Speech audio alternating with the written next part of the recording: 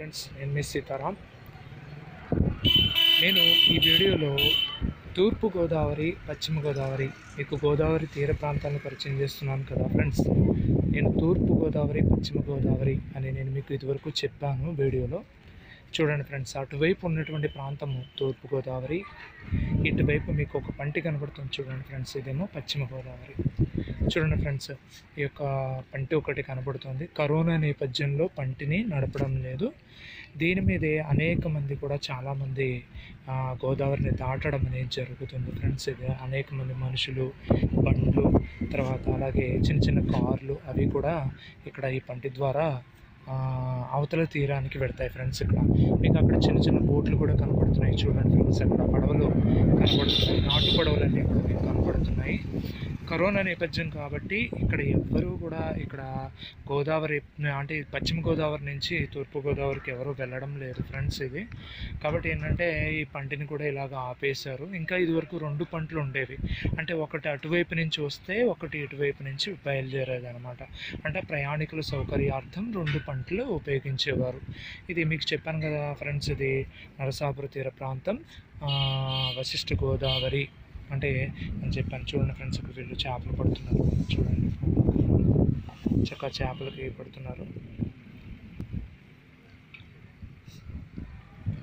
ఇక్కడ చూడండి ఫ్రెండ్స్, ఇంకా మీకు ఈ విధంగా ఈ గోదావరిని నేను ఈ విధంగా చూపించాను ఫ్రెండ్స్ మీకు.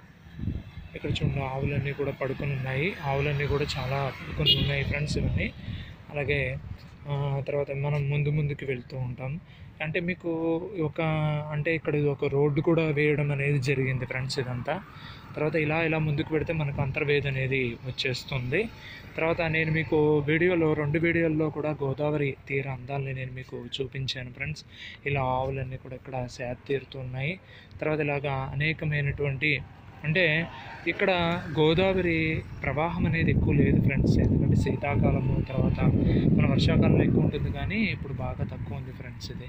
తర్వాత ఇలాగ మీకు అన్నీ కూడా చూపిస్తున్నాను చూడండి ఫ్రెండ్స్. ఇక్కడ అద్భుతమైనటువంటి చూడండి ఫ్రెండ్స్, ఇలా దూడలు ఇవన్నీ కూడా ఇక్కడే సేద తీరుతూ ఉన్నాయి.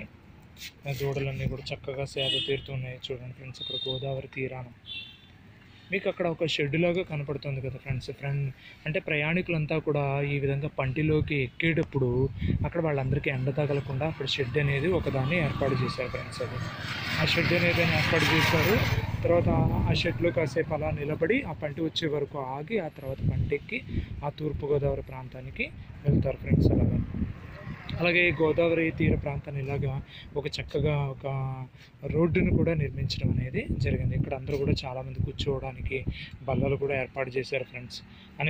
చాలామంది అనేక వ్యవసాయ సహకార సంఘాలు వాళ్ళందరూ కూడా వీళ్ళు ఏం చేస్తూ ఉంటారంటే ఈ విధంగా వ్యవసాయ సహకార పరపతి సంఘం లక్ష్మణేశ్వరం వీళ్ళందరూ కూడా ఏం చేస్తూ ఉంటారు, ఇలాగా వీళ్ళు కూర్చోవడానికి అనేకమైనటువంటి బల్లలన్నీ కూడా ఏర్పాటు చేస్తూ ఉంటారు ఫ్రెండ్స్. ఇదంతా కూడా ఈ అద్భుతంగా ఉంటుంది ఫ్రెండ్స్. పశ్చిమ గోదావరి జిల్లా నరసాపురం ప్రాంతం ఈ వశిష్ఠ గోదావరి తీర అందాలు చెప్పడానికి శక్యం కాదు ఫ్రెండ్స్, అంత అద్భుతంగా ఉంటాయి.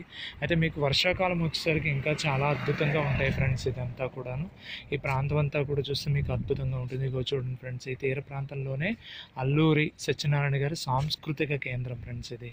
అంటే ఇక్కడ అనేకమైనటువంటి సాంస్కృతిక కార్యక్రమాలు అవన్నీ కూడా ఇక్కడ జరపబడుతూ ఉంటాయి. అందుకని ఇది అల్లూరి సత్యనారాయణ గారి సాంస్కృతిక కేంద్రం అనేది ఇక్కడ ఉంది ఫ్రెండ్స్ ఇది.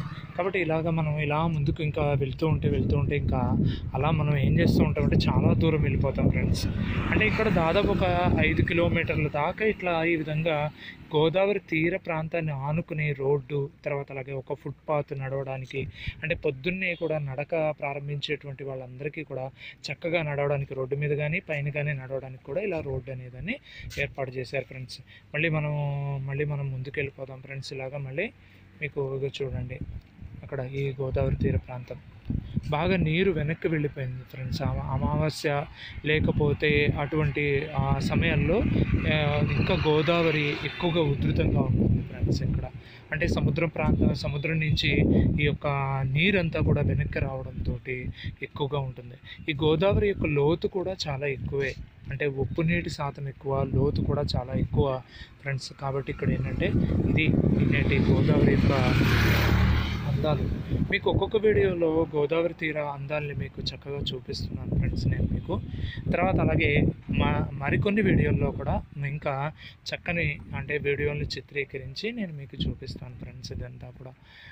తర్వాత ఈ గోదావరి అంటే ఇక్కడ మనం గోదావరి ప్రాంతం అనగానే చాలామందికి కళ్ళకు ఇక్కడ ఏంటంటే చక్కని కోనసీమ ప్రాంతము, తర్వాత అనేకమైనటువంటి పచ్చని కొబ్బరి చెట్లు, ఎక్కడ చూసిన ఆవులు దూడలు ఇలాంటివన్నీ కూడా మనకి కనపడుతూ ఉంటాయి ఫ్రెండ్స్. ఇలాగా అద్భుతంగా ఉంటుంది చూడండి, ఇలాగ ఆవులు దూడలు. ఈ నరసాపురం ప్రాంతంలో చాలా ఆవులు ఎక్కువ ఫ్రెండ్స్. అంటే గోమాతని పూజించిన వారికి ఎంతో మంచి జరుగుతుంది ఫ్రెండ్స్. దీనికి చక్కగా బొట్టు అది కూడా పెట్టారు. చక్కగా చూడండి ఫ్రెండ్స్ ఎంత అందంగా ఉన్నాయి, మన వైపు చూస్తూ ఉన్నాయి ఆవులన్నీ కూడా. ఇలా చక్కగా సేద తీరుతూ ఉన్నాయి ఆవులన్నీ కూడా. కాబట్టి ఫ్రెండ్స్ ఈరోజు నా వీడియో కనుక మీకు నచ్చినట్లయితే లైక్ చేయండి, సబ్స్క్రైబ్ చేయండి, షేర్ చేయండి, కామెంట్ చేయండి ఫ్రెండ్స్. నేను ఇంకా అద్భుతమైనటువంటి ఈ గోదావరి నరసాపురం వశిష్ఠ గోదావరి యొక్క తీర ప్రాంతాన్ని మీకు చక్కగా చూపిస్తూ ఉంటాను ఫ్రెండ్స్. కానీ సబ్స్క్రైబ్ చేయడం మాత్రం మర్చిపోకండి ఫ్రెండ్స్. షేర్ చేయడం కూడా మీ ఫ్రెండ్స్ వాళ్ళందరికీ కూడా షేర్ చేస్తూ ఉండండి, అవన్నీ కూడా చేస్తూ ఉండండి ఫ్రెండ్స్. చూడండి ఫ్రెండ్స్ నేను ఇంకా మీకు దగ్గరికి వచ్చేసాను. తర్వాత అద్భుతంగా ఉంది గోదావరి కూడా మీకు ఇక్కడ కనబడుతుంది ఫ్రెండ్స్. చూడండి పంటి చాలా దగ్గరికి తీసుకొచ్చాను నేను మీకు. గోదావరి తీర ప్రాంతం తర్వాత పంటి, తర్వాత ఇవన్నీ కూడా చూపిస్తున్నాను చూడండి ఫ్రెండ్స్.